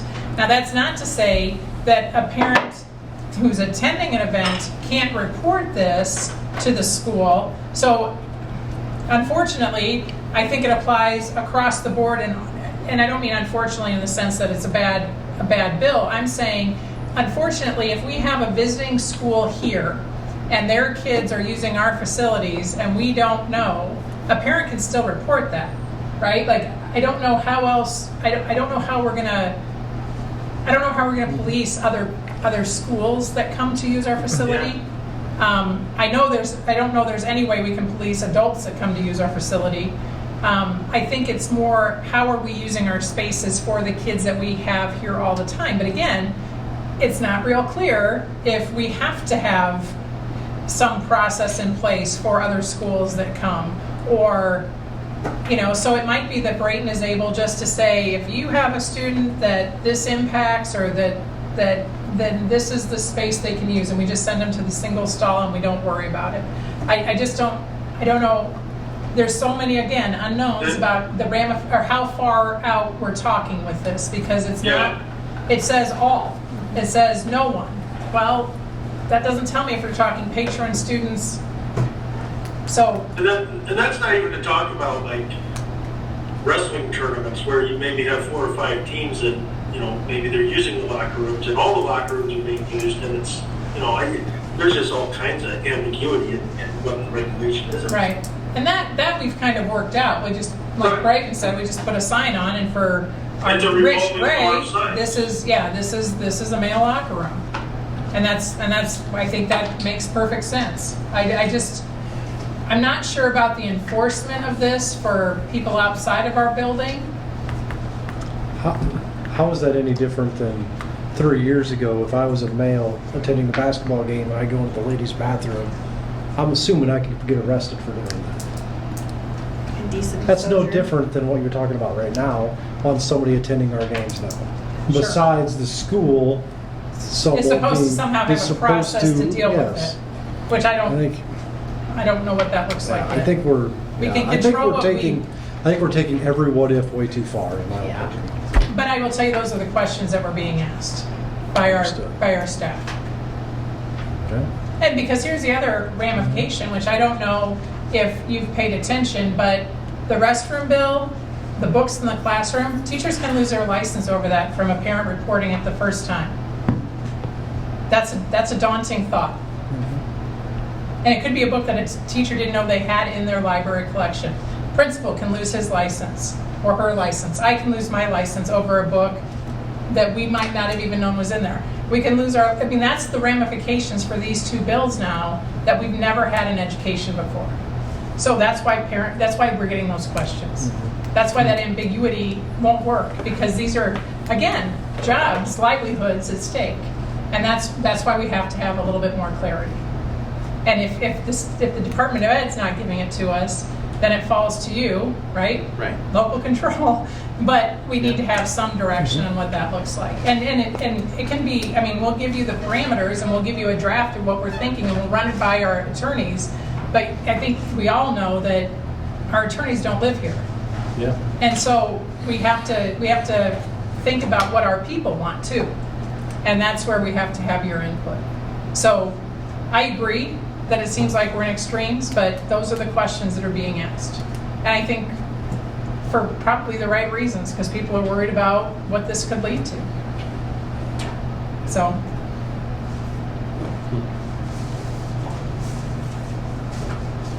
So it's another thing that we're not taking action on? Correct. Because we want to do it right. I mean, we want to do what our people So what's the want. next steps on this one? Yeah. So we'll bring a policy draft to you that will have run by our attorneys again. Okay. And we don't have a policy currently on this, so. And at first I was Mr. Vague. Let's be vague. Let's let the courts deal it out. But if it's going to potentially cost a teacher their license, Yeah. let's get as granular as you can and put me as a board member on the box rather than any of the teachers. Right. So I Right. That's why. yeah, these are. no, I didn't know that was the Yep. first you could possibly lose your license. That's interesting. Yeah. Okay, so a couple other code things that I just wanted to point out that I think are pretty significant. And things that you can think about with lobbying, because we're going to vote people. You're going to hopefully go to town meetings and you're going to see people running for office. But the school choice savings account, if you're not familiar with that, money is allocated if a parent chooses to not use public school, goes to a private school or an accredited school, about $7,500, a little bit more than that. If the student doesn't stay in the school, the money goes back to the savings account. It doesn't go to the public school where the student attends. That's a big concern. So typically, if you go from one school to another on open enrollment, the money follows the student. In this case, it doesn't follow the student back to the public school. So that's kind of a big issue. We talked about October 1st being our count date. Not that any schools would do this, but you might see students being asked to leave private schools after October 1st. The money doesn't come to the public school where these kids would come back to or go to. I don't think it impacts us a lot, but it is something that's worth at least being aware of, because it could with our location close to Des Moines. So if the student's going to attend here, the funding we think should follow the student here. So just a point for that one to be aware of. Does that apply to virtual schools too? Right. So I don't know of any accredited virtual schools in the state that are not public. Got it. Okay. Yep. So they're public schools, so they would still abide by those fall in rules. that, yeah. That doesn't mean there aren't any that won't come in. Right. No, I was just trying to think Right. of the exceptions that Yep. would hurt us. Yep. So We do have House File 430, which is a mandatory reporter. And there's a lot of them in here that I'm not talking about. So just if you have questions about any of them in this packet, please let me know. It does require all employees that are 18 and over to be mandatory reporters now. So this applies with our daycare staff, because we have some daycare staff that are 18 or over, so they will be mandatory reporters. So we will have to have conversations, Mrs. Woods, with Mrs. Harris on our daycare workers and what that looks like and how to support kids with that process. So that is a pretty significant difference. There were your ID badges. We do have suicide hotline numbers on there as a result of House File 602. House File 604 says that we have to have discipline policies. We already have all of those. This one has a little caveat that all handbooks have to be sent to parents and they have to acknowledge receipt of the handbook. So I would imagine you all have seen an email to that regard. It used to be that we could just provide it at open house or have the link on our website. Now we have to have actual receipt confirmation that you've received the handbook. So we worked through that. Mrs. Wells spent a lot of time on that, and I think that's, I was just thinking if we did, I'm sure Katie did it. yeah. Told me she did it. So that's all kind of Except I've seen defined. I just saw Sorry. That's okay. My bad. Other ones that are worth talking about, House File 718 on property tax. You heard about this a little bit when we were talking about our building project. This does change when bond elections can happen. So that has been part of this kind of overhaul to property taxes this year. I would draw your attention to Senate File 391. If you have not looked at that one, please do so. That's the flexibility plan. So we are governed by Chapter 12 in the state of Iowa Code, and that has a lot of changes to that as far as credits, as far as that does allow for 5 virtual days of learning if we choose to use it instead of snow days. It does allow for course offerings to be a little bit different. It does actually help us. I think this is a result of working with Senator Sinclair on some of the issues we were having. If you remember, we had the English class that I teach that couldn't be counted as high school credit in the electives because it was a DMAT class and they only recognized math for that process. Now it's any DMAT classes, so that helps us tremendously with offering some of those classes to kids and giving them maybe a broader scope of courses that they can take. It does also allow for sequential units in one classroom. So what that means is if we have a photography 3 and we have 3 kids that are interested in that, and we have photography 4 and there are 2 kids, they can be taught in the same class in the same period. Before, it could only be one of those. So this maybe allows for a little bit more in depth of some specialized programs for our kids if they choose them. It does change, it takes out the technology literacy from the learning skills. We still have to teach technology literacy. We just don't have to have a technology literacy class. I don't know how you do one without the other, but so I'm not recommending we change that because it's important. But you know that there are changes that say we don't have to. It changes the requirements for physical education and how you can get out of physical education with a waiver. So that one is a pretty packed bill as well.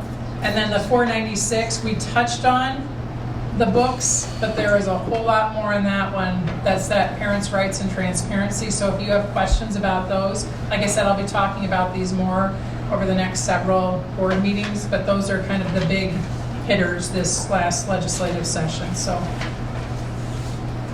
Put up the big hitters, it sounds like. I'm going to try to end it on an optimistic tone. We only have 2 that we really need to take deeper. Otherwise, we as a board, I'm not saying the collective we, right.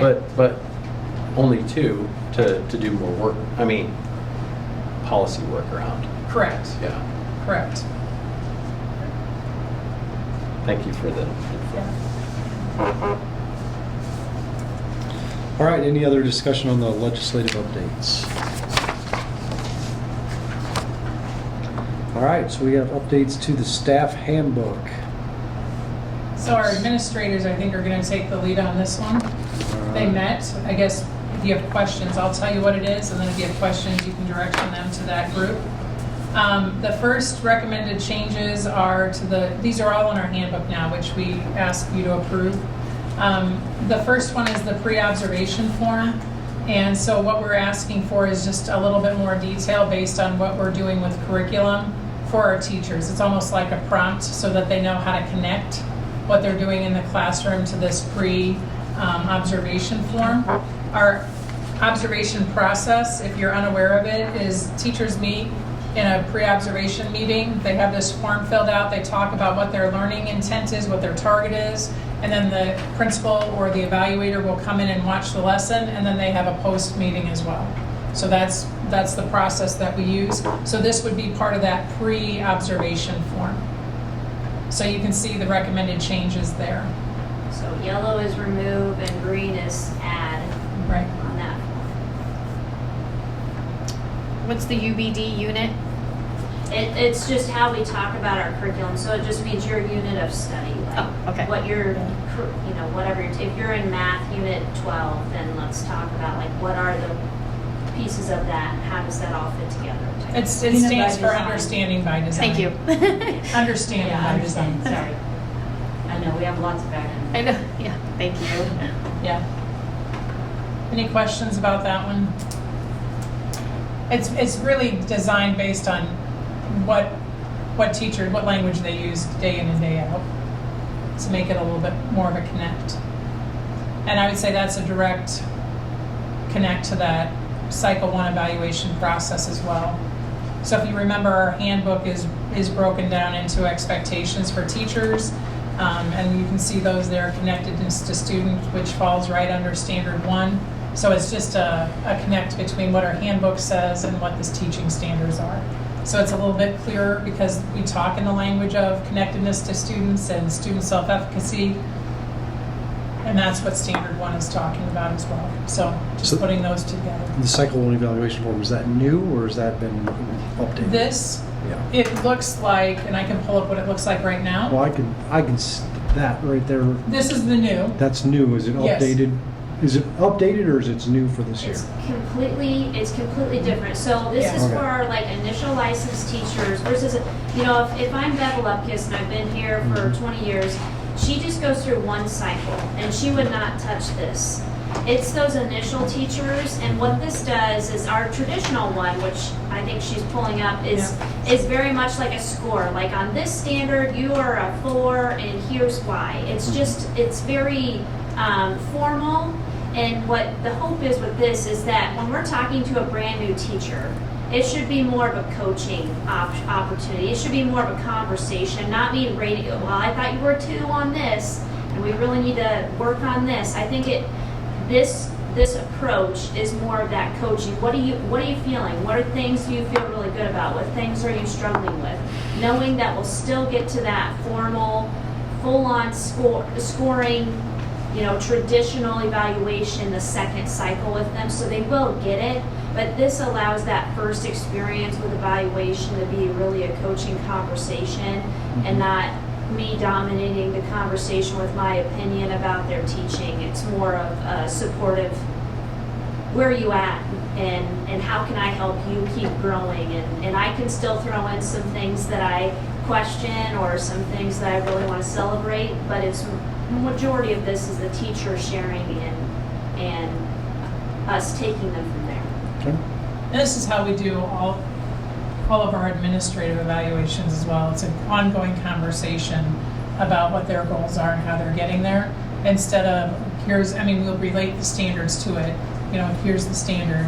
You're either meeting it or not, because it's very, meets doesn't mean, it's very black and white. And I think that's a little daunting sometimes when you're talking about growth. Okay. So Thank you for that. I'm trying to pull it up quickly, but it's a large document, so. If this is the current one we're using, I'm fine with it. This one is not. This is what we're recommending we go to. Well, I guess that's what I meant. The Yes. current one you're Yes. recommending. Yes, this is the one we're recommending, yes. Does anybody have any further discussion on these updates? Questions? I like that approach, the collaboration. Yeah. Makes them feel a part of the solution and their Yeah, voices it being can- heard. And It can crush a early teacher if Yeah. you tell them there are 2, it's not about that. We're trying to grow them from where they are. So I think this lends to what our teachers need. That's a good framework. Entertain any motions on the updates to the staff handbook? I'd move to approve the updates to the staff handbook as presented. Second motion? Moved and seconded to updates to the staff handbook. All those in favor, say aye. Aye. Opposed? It's true. Jeremy, you still on? It's 4-0. We'll go 4-0. Yes. Yep. All right, next item is it's a request for out-of-state travel for the FFA convention on November 1st through the 4th. This is a really early request. That's awesome. Yeah, I just want to take the FFA group of students out on the convention trip. Indianapolis. It's the one they've gone to before. Okay. Yeah. The caveat is if we don't get a male chaperone, then that might not happen because of some of the laws we just talked about, so. Okay. So Mrs. Kling-Smith would plan on going and Yes. looking for a male chaperone to go as So if we well. have male students Okay. on the trip, then Okay, and they would travel by I think they take a van. van? Okay. Yeah, and they do some tours on the way. I think they have Caterpillar lined up. I think they're gonna try and go to a rodeo. Can't remember all the things that are on the list, but.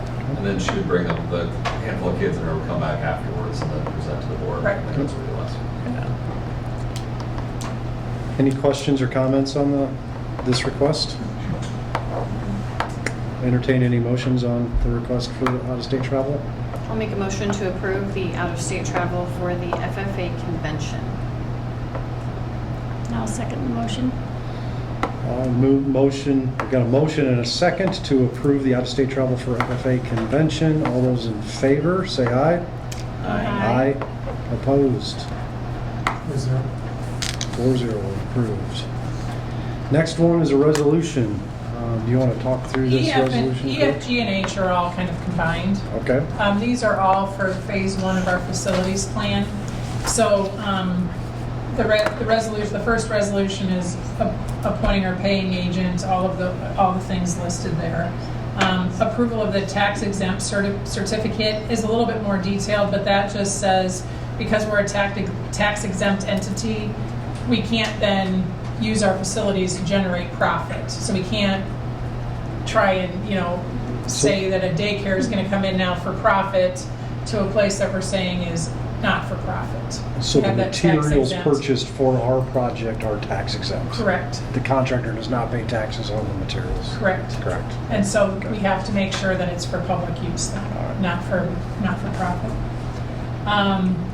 Approval of commitment agreement, again, just what it says, agreement to provide information between I-35 School District and the Build America Mutual Insurance Company. That's the company that's assuring our bond. And then the resolution to authorize the terms of the issuance and providing for and securing the payment of school infrastructure, sales, services, and use tax revenue and refunding bonds. So again, we can issue those based on this resolution.